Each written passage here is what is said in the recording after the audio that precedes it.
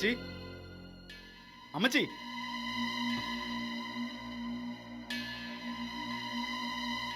അമ്മച്ചി,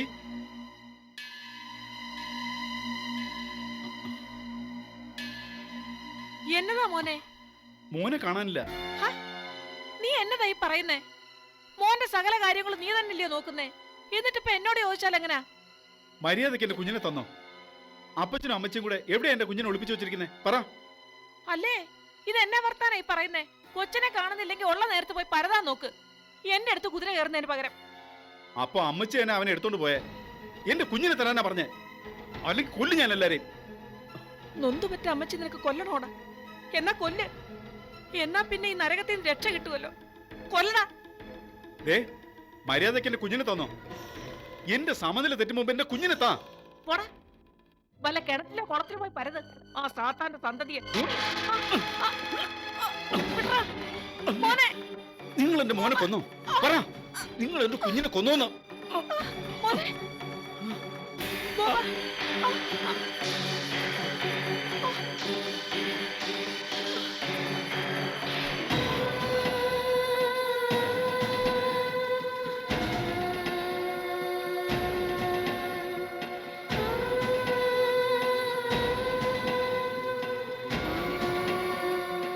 എല്ലാരും കൂടി എന്റെ കുഞ്ഞിനെ കൊന്നു കളഞ്ഞല്ലോ.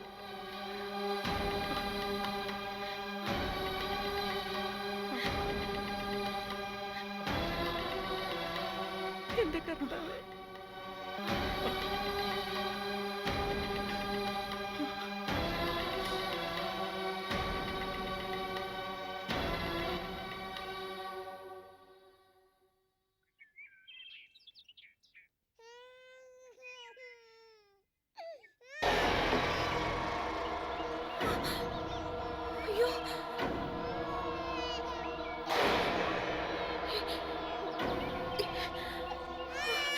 എന്റെ മരുദൈവങ്ങളെ, ദൈവമേ,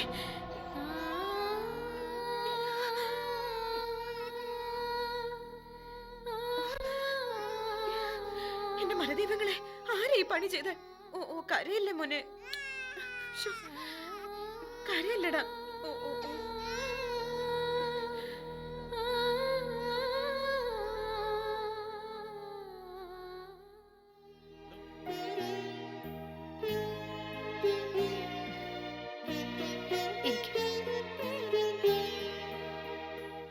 ഇന്നു മുതൽ ഈ നീരേറ്റ തറവാട് നിന്റെയും കൂടെയാ. ചിലര് ചെറുപ്പകാലത്ത് നാട് വിട്ടു പോയിട്ട് പ്രായമാവുമ്പോ സ്വന്തം വീട്ടിലേക്ക് തിരിച്ചു വരില്ലേ സോഫി? അതുപോലെ കരുതിയാ മതി നിന്റെ ഈ രണ്ടാം വരവും. 10-12 കൊല്ലം നീ ഭരിച്ച വീടല്ലേ ഇത്? ഇനി അങ്ങനെ തന്നെ ആയിക്കോളൂ.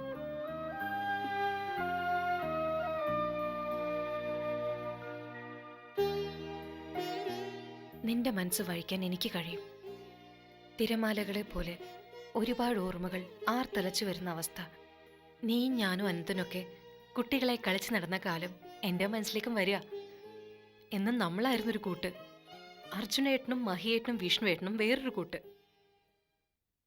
ഇപ്പോ എത്ര മാറിപ്പോയി നമ്മളൊക്കെ. ഒരു കാറ്റടിക്കുമ്പോഴേക്കും തുരുതുരാ കൊഴിയുന്ന നാട്ടുമാമ്പഴങ്ങളെ പോലെ സന്തോഷവും യൗവനവും ഒക്കെ കൊഴിഞ്ഞുപോയി. ആരവ ഒഴിഞ്ഞ മാഞ്ചോട് പോലെ വിരസം, വിജനം. അതായി നമ്മുടെ ജീവിതം അല്ലേ സോഫി? എന്തിനാ പാർവതി പഴയ കാലത്തേക്ക് എന്നെ കൂട്ടിക്കൊണ്ടുപോയത്? ഇന്ന് മുഴുവൻ അതായിരിക്കും എന്റെ മനസ്സിൽ. ഒരിക്കലും മറക്കാത്തത് നമുക്ക് ഓർമ്മിക്കേണ്ട കാര്യമില്ലല്ലോ സോഫി. മറക്കാത്തതൊക്കെയും മനസ്സിലെപ്പോഴും ഉണ്ടാവും. ഓ, പഴയ സന്തോഷമൊക്കെ ഇനി നീരേറ്റ് തറവാട്ടിലേക്ക് തിരിച്ചു വരുന്നാ തോന്നുന്നേ. കൃഷ്ണപിള്ള മുതലാളി കൂടി ഒന്ന് തിരിച്ചു വന്നാ മതിയായിരുന്നു. അമ്മണിയമ്മയ്ക്ക് സുഖം തന്നെയല്ലേ? ഈ കിളവിക്കിനി എന്ത് സുഖാ കുഞ്ഞെ. തെക്കേ പറമ്പിൽ ചെന്ന് കിടന്ന് കത്തി കഴിയുമ്പോ കിട്ടണ സുഖവും കത്തിയിരിക്കുക ഞാൻ. അതിനിടയിൽ ഇങ്ങനെ കുറച്ച് ചെറിയ ചെറിയ സന്തോഷങ്ങള്, അത് തന്നെ അമ്മയുടെ സുഖം.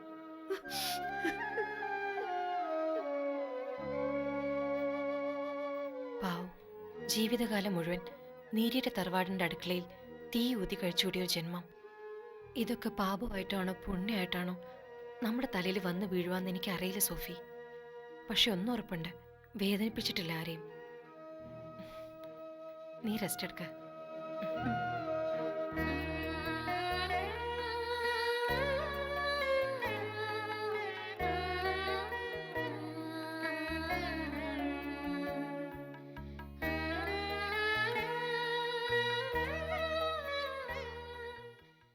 പങ്കേ,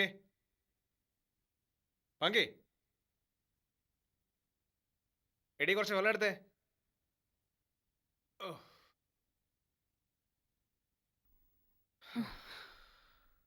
ദാ. ആ. ഇത് എവിടെയായിരുന്നു ചോദിച്ചേട്ടൻ ഇത്രയും നേരം? ഞാൻ എവിടെ ഒറ്റയ്ക്കാണെന്നുള്ള ഒരു വിചാരം പോലും ഇല്ലാതെ പെട്ടെന്ന് വേദന എങ്ങാനും വന്നാ ഞാൻ ആരെ വിളിച്ചു വന്ന് കരയുന്നേ? അത് ഞാൻ ആശുപത്രി വരെ ഒന്ന് പോയതാ പങ്കി. ഒന്ന് ചെന്ന് അന്വേഷിച്ചില്ലെങ്കിൽ അത് മോശമല്ലേ? ചെന്നപ്പോൾ സോഫിയ അവിടെ ഇല്ല. പാർവതി ഡോക്ടർ സോഫിയ നീരട്ടിലേക്ക് വിളിച്ചുകൊണ്ട് പോയി, അവിടെ താമസിക്കാൻ. അപ്പോ സോഫി ഇനി ഇങ്ങോട്ട് വരത്തില്ലായിരിക്കും അല്ലേ? അതറിയാൻ മേല, വരത്തില്ലെന്നാണ് എനിക്ക് തോന്നുന്നത്. അത് പറഞ്ഞപ്പോ ജോയിച്ചേട്ടൻ എന്താ ഒരു മനപ്രയാസം? ഇന്നലെ രാത്രി മുഴുവൻ കാവലിരുന്നിട്ടും ജോയിച്ചേട്ടനെ അവൾ ഇട്ടേച്ചു പോയതിന്റെ സങ്കടമാണോ? ഇന്നലെ രാത്രി അത് എങ്ങനെ ഞാൻ അറിഞ്ഞുപോയി എന്നാണോ? ദൈവം വന്ന് പറഞ്ഞു. ചതിയനായ ഭർത്താവിന്റെ പ്രവൃത്തി പതിവ്രതയായ ഭാര്യയോട് ദൈവം വന്ന് പറയും. അതറിഞ്ഞൂടെ ജോയിച്ചേട്ടന്? നീ എന്നാ പങ്കി എൻ്റെ ഉള്ളറിയാത്തത്? എനിക്ക് നിനക്കൊക്കെ ഒരു ജീവിതം തന്നത് സോഫിയ. അതെന്നാ നീ കൂടെ കൂടെ മറന്നു പോകുന്നത്? ഓ, ജീവിതം തന്നതൊക്കെ ഞാൻ കണ്ടു. കാട്ടിക്കിടന്ന് ഞാൻ കഷ്ടപ്പെട്ടപ്പോ കണ്ണ് നിറയെ കണ്ടു സോഫി നിങ്ങൾക്കൊരു ജീവിതം തന്നത്. ഒക്കെ നിന്റെ തെറ്റിദ്ധാരണയാ. ആ തെറ്റിദ്ധാരണ തന്നെയാ നിന്നെ ആദ്യം നീരട്ടിലെത്തിച്ചതും പിന്നെ കാട്ടിലെത്തിച്ചതും. വെറും വാശിക്കാ ഒന്നിച്ച് ജീവിക്കാൻ പോണെന്നൊക്കെ സോഫി പറഞ്ഞത്. മതി ചോദിച്ചേട്ടാ, പറഞ്ഞ് ഇനി കൂടുതൽ വഷളാക്കണ്ട. സോഫിക്ക് വാശി വന്നപ്പോ നിറവേറും കൊണ്ട് എന്നെ തെരുവിലേക്ക് ഇറക്കി വിട്ടു എന്റെ കെട്ടിയോൻ. അതിലൊരു തെറ്റുമില്ല. കാരണം സോഫിയുടെ വാശി ജയിക്കണമല്ലോ. അവളാണല്ലോ ജീവിതം തന്നത്. എന്നിട്ടിപ്പോ ജോയിച്ചെന്റെ ജീവനും ജീവിതമൊക്കെ സോഫിയുടെ കൂടെ നീരേറ്റിലേക്ക് പോയോ? അതോ കയ്യിൽ തന്നെ ഉണ്ടോ? നീ എന്നെ എത്ര കുത്തി നോവിച്ചാലും ഞാനൊന്നും പറയില്ല. കാരണം നിന്നെ ഞാൻ ഒത്തിരി ഒത്തിരി കഷ്ടപ്പെടുത്തി. പക്ഷെ ഒരു കാര്യം നീ ഇപ്പോഴെങ്കിലും മനസ്സിലാക്കണം. ഞാൻ തൊഴുതു പ്രാർത്ഥിക്കുന്ന ദൈവമാതാവില്ലയോ, ആ മാതാവിൻ്റെ സ്ഥാനത്താണ് ഞാൻ സോഫിയെ കാണുന്നത്. ഞാൻ ചത്തു കഴിയുമ്പോഴെങ്കിലും നിനക്കത് മനസ്സിലാവും. സത്യാണോ ചോദിച്ചേട്ടാ? അതെ, വിശ്വസിക്കാമെങ്കിൽ വിശ്വസിക്കേ. എന്നിട്ട് അന്ന് ഞാൻ ഇറങ്ങിപ്പോയപ്പോ എന്നെ തടയാത്തതിന്റെ കാരണം എന്തായിരുന്നു? നിന്റെ ദുർവാശി തന്നെയാ കാരണം. പിന്നെ നീ സോഫിയെ അപമാനിച്ചിട്ടല്ലേ പോയത്. സോഫി അപമാനിക്കുന്നത് ആരായാലും ഞാൻ സഹിക്കില്ല. ദൈവമാതാവിനെ പോലുള്ള സോഫി എന്തിനാ വയറ്റുകണ്ണിയായ എന്നെ ഈ വീട്ടിൽ നിന്ന് ഇറക്കി വിട്ടത്? നിന്റെ അഹങ്കാരം കൊണ്ട്. എടി, മനസ്സാ വാച അറിയാത്ത കാര്യങ്ങളല്ലയോ നീ ഞങ്ങളെപ്പറ്റി പറഞ്ഞുണ്ടാക്കിയത്. ഞാൻ സോഫിയെ പണ്ട് കെട്ടിയിരുന്നു എന്നുള്ളത് ശരിയാ. പക്ഷേ ഒരിക്കലും ഞങ്ങൾ ഭാര്യ ഭർത്താക്കന്മാരായി കഴിഞ്ഞിട്ടില്ല. ഞാനത് 100 വട്ടം നിന്റെ നെറുകയിൽ കൈവച്ച് പറഞ്ഞിട്ടുള്ളതാ. എന്നിട്ടും നിനക്ക് തലയെ കയറില്ലെന്ന് വെച്ചാൽ നിനക്ക് സംശയരോഗ. അതിന് ചികിത്സ വേറെ വേണം. സത്യമാണോ ചോദിച്ചേട്ടാ? എനിക്ക് സംശയരോഗമുണ്ടോ? എന്നാ നാളെ തന്നെ ഡോക്ടറെ കണ്ട് വല്ല ഇഞ്ചക്ഷനോ മറ്റോ എടുത്തു കളയാം. ഇങ്ങനൊരു കഴുത. എടി, ഇതൊരുതരം മാനസിക രോഗ. അപ്പൊ എന്നെ ഭ്രാന്തിയാക്കാനാണല്ലോ ഉദ്ദേശം? എന്റെ കർത്താവെ, ഇതിലും ഭേദം എന്നെ ആ കുരിശുമേ കിടത്തി ആണിയടിച്ചാൽ മതിയായിരുന്നു. പങ്കി, എന്നെ നീ സംശയിക്കുന്നതിനേക്കാൾ നല്ലത് നീ എന്നെ അങ്ങ് കൊല്ലുന്നതാ. ഒരു കാര്യം ഞാൻ പറഞ്ഞേക്കാം, നീ എന്നെ ഇതും പറഞ്ഞ് ഇനി സങ്കടപ്പെടുത്തിയാ ഞാൻ ചത്തുകളയും. ഓർത്തോ? ചോദിച്ചേട്ടാ,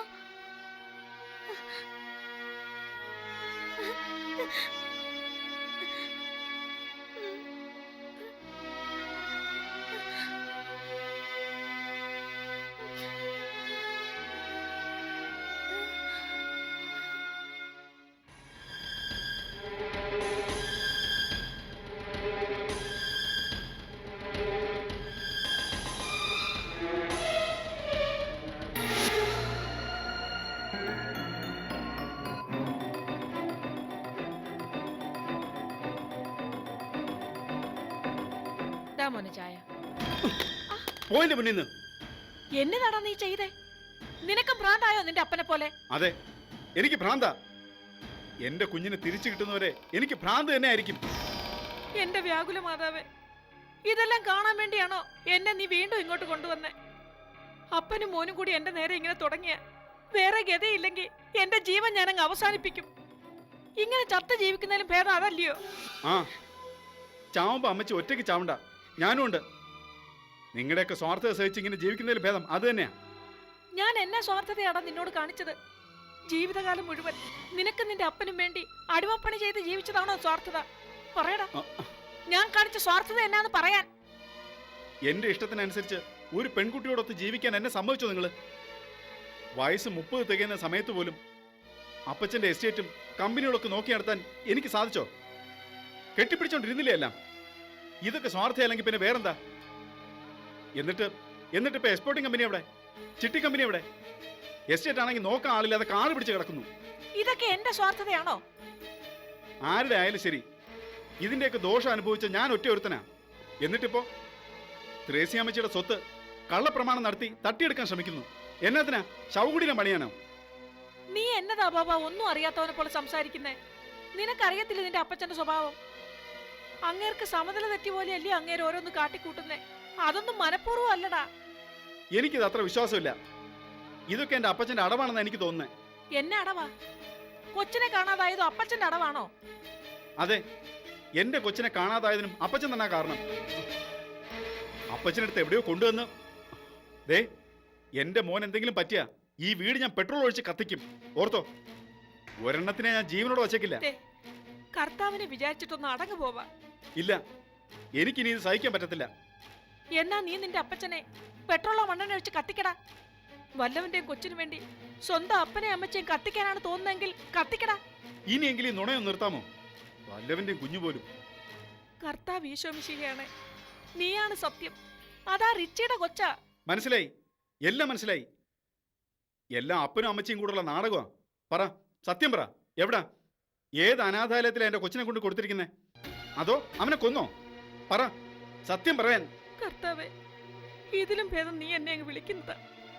അപ്പന് പണക്കൊതി മൂത്ത് ഭ്രാന്ത്, മകന് വല്ലവന്റെ കൊച്ചിനെ കാണാഞ്ഞിട്ട് എനിക്ക് വയ്യ.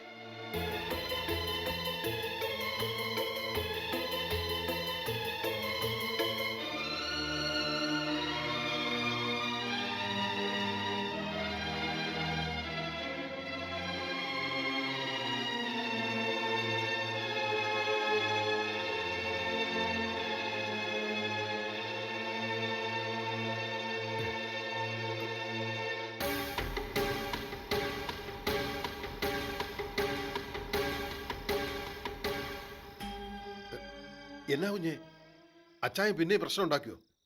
അച്ചായ, എന്റെ കുഞ്ഞിനെ കാണാനില്ല. അയ്യോ, എങ്കിൽ ഒരു സംശയവും വേണ്ട, കുഞ്ഞിനെ ടീനെ തട്ടിക്കൊണ്ടുപോയത് തന്നെ. ഉറപ്പാ കുഞ്ഞെ? വേഗം പോലീസ് സ്റ്റേഷനിൽ ഒരു പരാതി എഴുതിക്കൊടു.